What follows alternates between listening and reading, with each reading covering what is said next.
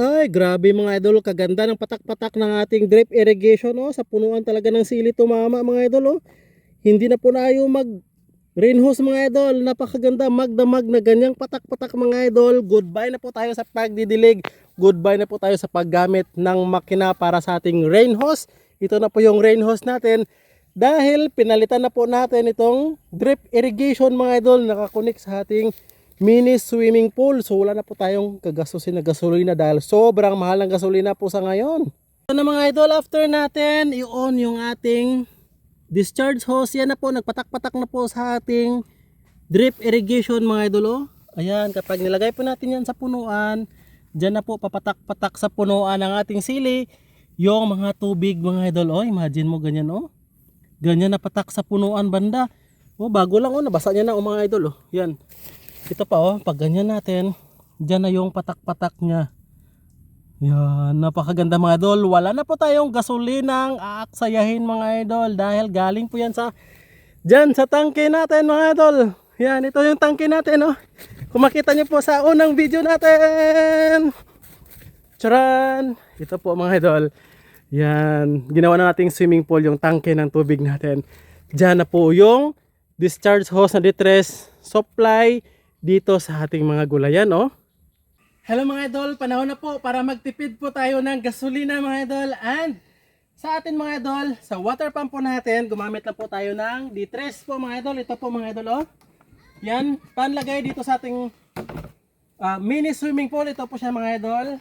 Ang tubig po natin dito sa ating mini swimming pool na 4x4, 1.5 oras po mapuno from water pump po mga idol. Pero kapag nag-rain hose po tayo dito sa ating mga sili mga idol, medyo matagal po, umabot po tayo ng 2 oras o 3 oras minsan para mabasa po dito, and dahil kailangan ng medyo malakas na pressure. Pero ngayon pinalitan na po natin ng drip irrigation mga idol para i-attach lang po natin. Ito po yung discharge ng ating mini swimming pool o tangke ng tubig, yan, oh. Attach po natin dito mga idol. Yan, and buong gabi na po tayo mag drip irrigation dito. So malalaman natin kasi kapag araw po, rain hose po, pero magasto sa krudo yung, magasto sa gasolina yung makina. Pero ito dahil volume or boilo lang ng galing sa ating mini swimming pool, ito po ang D3 na binili natin yung sa unang video natin. Makikita, D3 po na discharge hose na makapal po siya mga idol. Dito natin ikakabit yung ating drip irrigation. So, tingnan niyo po mga idol, ito po.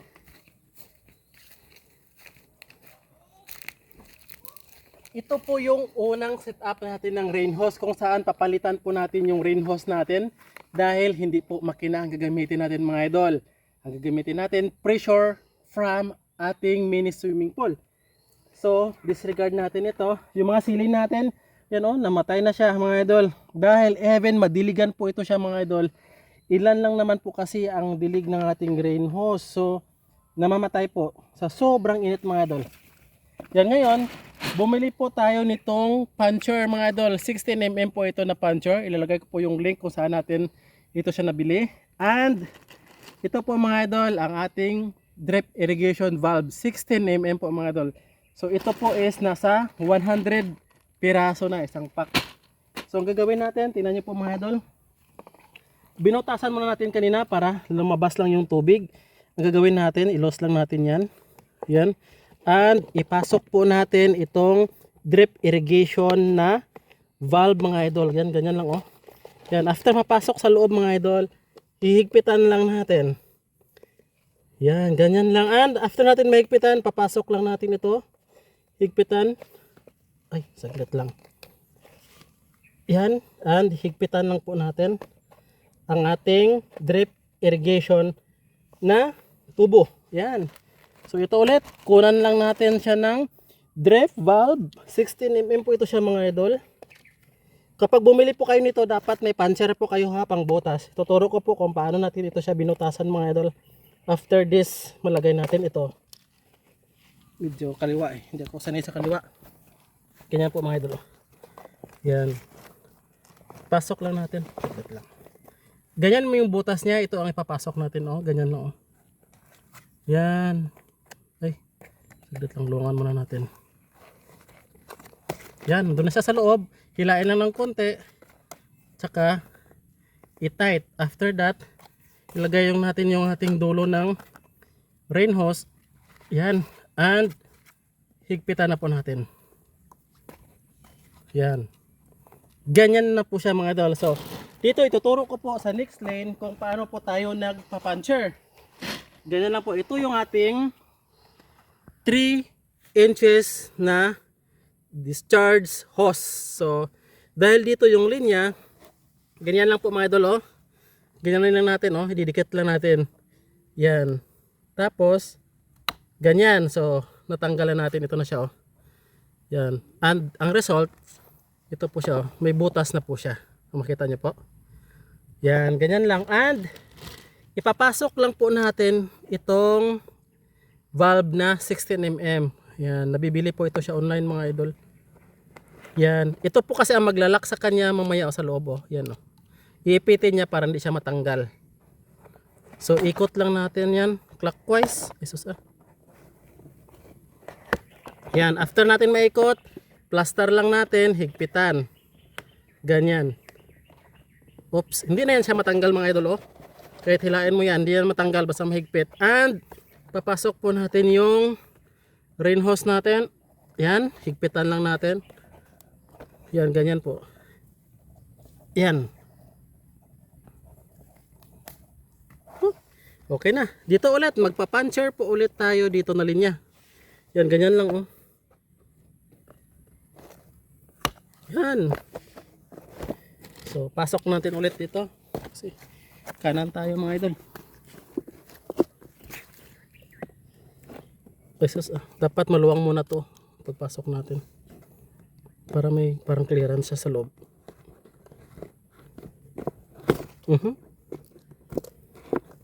Yun, pumasok na siya. After pumasok, dapat nakatayo to kasi ito yung kanyang on off yan mga idol. Ito ang on. Yan, ganyan. So higpitan lang natin ito mga idol, oh. Yan, para matibay. Hindi na po yan siya mahila mga idol. And yung ating rain ano para tawag nito? Drip irrigation hose. Yan. So buong gabi po tayo mamaya magpapatubig dito mga idol. Yan, ito pa lahat ng linya mga idol. Lalagyan natin, imagine mo, oh, namatay na yung sili natin. Yan, oh, wala na. Kawa yung mga sili natin. So dito ulit tayo, kabilaan. Yan, ganyan lang po mga idol ha. Ito po yung nagbubutas, oh, pag ganyan natin, oh. Yan, kaya natatanggal ito na po siya, oh. Ganyan po kakapal yung ating detress na discharge hose. So ganyan po mga idol. Yan, butas na yan, oh. Dito ulit sa kabila. Yan, dalawa na yung butas natin. So kukuha ulit tayo dito. Yan, mura lang po ito siya, 100 piraso lang mga idol. Ito, para buong gabi po tayong may tubig sa ating area. Medyo mahirap kung hindi sa kanan. Yan, lipat na ako. Yan, ganyan lang po siya. Ikot-ikot lang. Yan, pag naikot, pumasok na yon siya. Higpitan. Ganyan, pag higpit, papasok natin yung ating drip irrigation hose. At ito na po mga idol, natapos na po natin i-set up ang ating discharge hose na detress. At the same time, na-puncture na po natin mga idol. Nalagay na po natin yung mga connector mga idol ng 16mm para sa ating drip irrigation mga idol. Tingnan niyo po, lahat-lahat po ng rain hose, pinalitan po natin ng drip irrigation dahil hindi na po tayo gagamit ng makina mga idol dahil mahal po yung gasolina sa ngayon. So ito, yan, ililigpit muna natin yung ating rain hose. Yan, habang ito pa yung ginagamit natin mga idol. Tingnan niyo po mga idol ito. Yan. Swimming pool natin na parang tangke ng tubig. Ang output niya po mga idol, direct po dito sa ating detress na discharge hose mga idol, oh. Dahil mahal po yung valve mga idol na mahigit 1,000.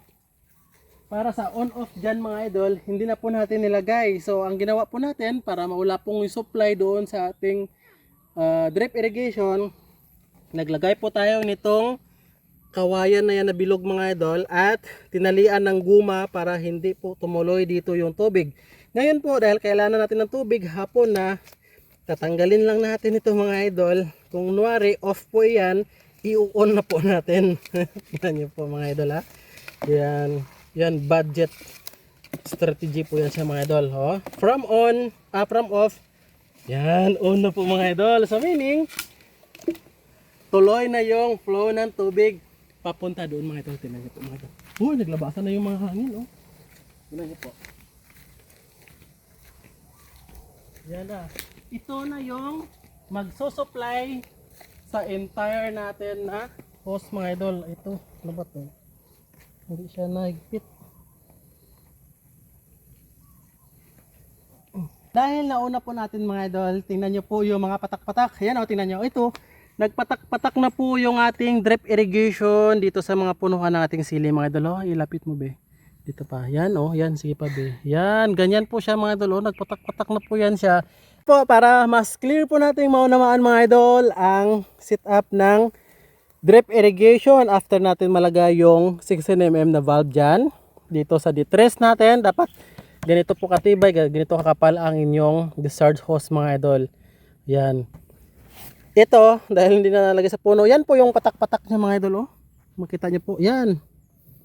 So magdamag po nating iwanan na nakaganyan mga idol na wala po tayong makina na ino-on dito dahil mahal ang gasolina. Dahil nakakunik na po yan sa fish pan natin. Fish pan, swimming pool na maliit. Yan yan, nagbasa-basa na yung may patak-patak niya mga idol. Imagine mo.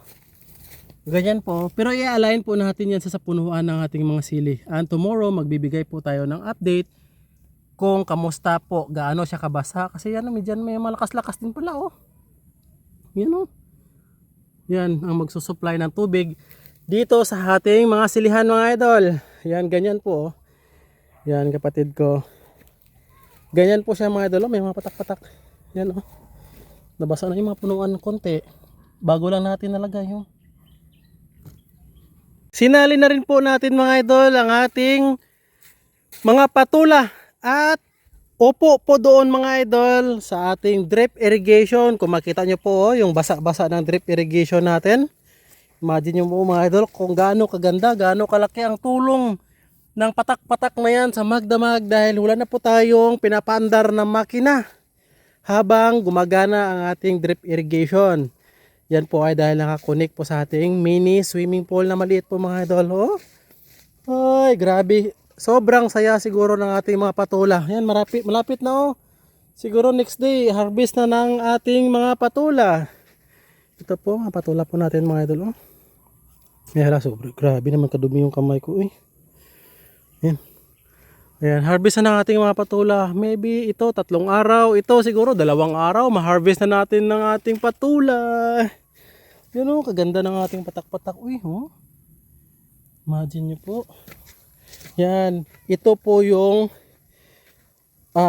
napakaganda siguro nating nagawa dito sa ating tanim. Dahil yung ating rain hose, although maganda naman po yung rain hose, yun nga lang kailangan ng malakas na pressure, kailangan ng makina.